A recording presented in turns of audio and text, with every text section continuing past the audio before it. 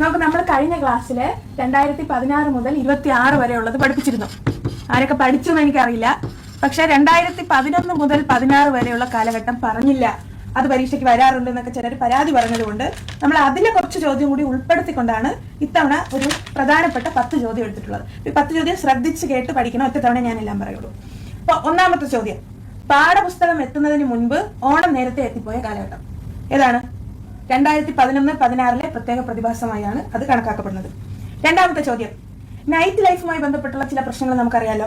അപ്പൊ ഇത് വളരെ മുൻകൂട്ടി കണ്ടുകൊണ്ട് നൈറ്റ് ലൈഫിൽ ഉണ്ടാകാൻ സാധ്യതയുള്ള അസന്മാർഗിക പ്രവർത്തനങ്ങൾ തടയുന്നതിന് നമുക്ക് പവർ കട്ട് അഥവാ ലോഡ് ഷെഡ് ഇൻട്രൊഡ്യൂസ് ചെയ്ത മന്ത്രി ആരാണ്?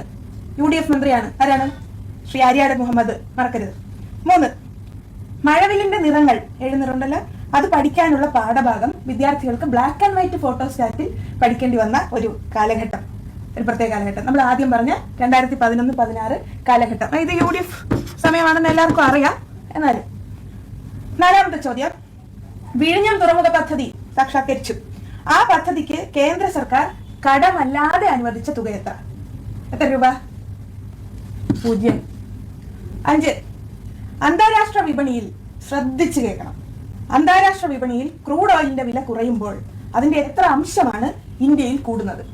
ശ്രദ്ധിക്കണം കേട്ടോ. ഇത് എപ്പോഴും എല്ലാവരും തെറ്റിക്കുന്ന ഒരു ചോദ്യമാണ്. ഇത് ഒരു പ്രമുഖ BJP നേതാവ് ശ്രീ മുരളീധരൻ ജി, അദ്ദേഹമാണ് നമുക്ക് വേണ്ടി ഇത് കണ്ടുപിടിച്ച് തന്നത്.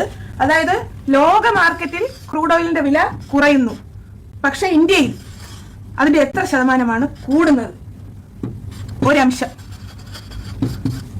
അത് കണ്ടുപിടിച്ച ആളുടെ പേര് ചിലപ്പോൾ ചോദിക്കുന്നത്, ശ്രീ മുരളീധരൻ ജി. 6, സ്വപ്ന സുരേഷിനെ എല്ലാവർക്കും അറിയുന്നതാണ്. മാധ്യമങ്ങളൊക്കെ ആഘോഷിച്ചൊരു കേസാണ്. അപ്പൊ ആ കേസുമായി ബന്ധപ്പെട്ട് പിടിക്കപ്പെട്ട ശേഷം ഈ പാവപ്പെട്ട സ്ത്രീക്ക് ജോലി കൊടുത്ത് സംരക്ഷിച്ച സ്ഥാപനം ഏത്? നിങ്ങൾക്കറിയാം. ഞാൻ ഒരു ക്ലൂ തരാം. സംഘപരിവാർ ബന്ധമുള്ള ഒരു NGO ആണ്. ഏതാണ്? നമ്മുടെ മുൻ കേന്ദ്രമന്ത്രിയും BJP നേതാവിന്റെ നിയന്ത്രണത്തിലുള്ള സ്ഥാപനമാണ്. പേര് HRDS. എല്ലാം മറന്നു നിങ്ങൾ. 7, കള്ളപ്പണം പിടിച്ചെടുത്ത ശേഷം മോദിജി നമ്മുടെ എല്ലാവരുടെയും അക്കൗണ്ടിൽ, ഓരോരുത്തരുടെയും അക്കൗണ്ടിൽ ലക്ഷക്കണക്കിന് രൂപ നിക്ഷേപിച്ചത് അറിയാലോ. അങ്ങനെ എത്ര രൂപ വെച്ചാണ് നമുക്ക് ഓരോരുത്തർക്കും അക്കൗണ്ടിൽ കിട്ടിയത്? പറയും. അത് വെക്കാൻ ഞാൻ ഈ മാർക്കറി ബോർഡൊക്കെ വാങ്ങിച്ചത് 200 രൂപയായി. എത്ര രൂപ വെച്ചാണ് കിട്ടിയത്? 15 ലക്ഷം. നന്ദി വേണം കേട്ടോ, നന്ദി.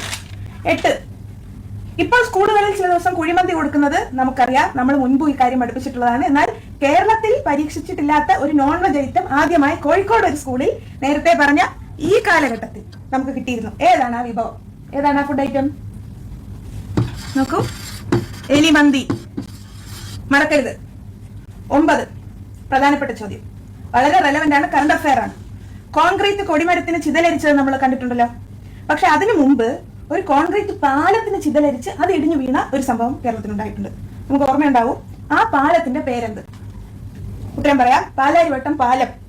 ലീഗിന്റെ സമയത്താണ് ഈ കാര്യങ്ങൾ നടന്നത്. പ്രധാനപ്പെട്ട ചോദ്യമാണ്. 10, കേന്ദ്രത്തിന് അടയ്ക്കുന്ന ടാക്സിൽ നിന്ന് എല്ലാ സംസ്ഥാനത്തിനും വിഹിതം കൊടുക്കുന്നത് നമുക്കറിയാം. അപ്പൊ 100 രൂപയ്ക്കാണെങ്കിൽ ഇത്ര രൂപ സംസ്ഥാനങ്ങൾക്ക് എന്ന നിലയിൽ കൊടുക്കാറുണ്ട്. അങ്ങനെ കൊടുക്കുന്ന വിഹിതം ഓരോ 100 രൂപയ്ക്ക് ബീഹാറിന് 70 രൂപ കിട്ടുന്നു, ഉത്തർപ്രദേശിന് ഏകദേശം 50ഓളം രൂപ കിട്ടുന്നു. കേരളത്തിന് എത്ര രൂപയാണ് കിട്ടുന്നത്? കേരളത്തിന് മുമ്പ് കിട്ടിക്കൊണ്ടിരുന്ന തുക വെട്ടിക്കുറയ്ക്കുകയാണ് ഉണ്ടായത്. അതിന്റെ കാരണം കേരളം നല്ല ജീവിത നിലവാരം മെച്ചപ്പെടുത്തിയ സംസ്ഥാനവും ജനസംഖ്യ നിയന്ത്രിക്കുന്ന സംസ്ഥാനവും ഒക്കെ ആയതുകൊണ്ടാണ്. അപ്പൊ ആ വെട്ടിക്കുറയ്ക്കൽ എന്ന് പറഞ്ഞാൽ നമുക്കിപ്പോ 100 രൂപയ്ക്ക് 20 രൂപയാണ് കേരളത്തിന് കിട്ടുന്നത്. ഏറ്റവും കുറവ് കിട്ടുന്ന സംസ്ഥാനങ്ങളിൽ ഒന്ന്. 11ാമത് ഒരു ചോദ്യമുണ്ട്. അപ്പൊ നമ്മൾ 10 ചോദ്യം പ്രധാനമാണെന്ന് പറഞ്ഞു. 11ാമത്തത് ബോണസ് ചോദ്യമാണ്. കാരണം നിങ്ങൾ എല്ലാവരും നന്നായി ശ്രദ്ധിച്ച് പഠിക്കുന്ന കുട്ടികളായതുകൊണ്ട് 11ാമത്തെ ബോണസ് ചോദ്യം ഞാൻ തരാം. പക്ഷെ ഉത്തരം ഞാൻ പറയില്ല. ആ കാലികൾ എന്റേതാണ് എന്ന് പറഞ്ഞത് കൊച്ചിൻ ഹനീഫയാണെന്ന് എല്ലാവർക്കും അറിയാലോ. എന്നാൽ കേരളത്തിൽ ഏത് പദ്ധതി നടപ്പിലാക്കുമ്പോഴും ഒരു കാവ്യം ഉയർന്നു വരാറുണ്ട്. അതായത് ആ കല്ലുകൾ ഞങ്ങളുടേതാണ്. ഇത് രചിച്ച പാർട്ടി ഏതാണ്? ഉത്തരം ഞാൻ പറയില്ല. ഉത്തരം നിങ്ങൾ കമന്റിൽ പറഞ്ഞാൽ മതി. നോക്കൂ കുട്ടികളെ, പല കാര്യങ്ങളും നമ്മൾ മറന്നുപോയിട്ടുണ്ട്. അതെല്ലാം ഓർമ്മിച്ചെടുക്കാൻ വേണ്ടിയിട്ടാണ് നമ്മൾ എത്ര മെനക്കെട്ട് ക്ലാസ് ചെയ്യുന്നത്. പരീക്ഷയ്ക്ക് ഒന്നും മറക്കാതെ പഠിക്കണം. എല്ലാവരും പഠിക്കുമെന്ന് വിശ്വസിക്കുന്നു. All the best. Okay, bye. അന്താരാഷ്ട്ര വിപണിയിൽ കുറയുമ്പോൾ ആ അന്താരാഷ്ട്ര വിപണിയിലെ കുറവിന്റെ ഒരംശമാണ് കൂട്ടുന്നത്.